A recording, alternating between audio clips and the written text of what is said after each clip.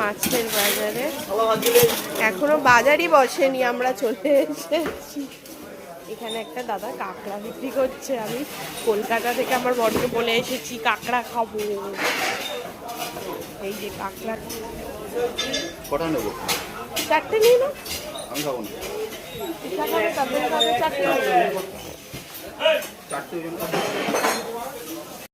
আমাদের কাঁকড়াটা দাদা কেটে দেবো। দারুণ।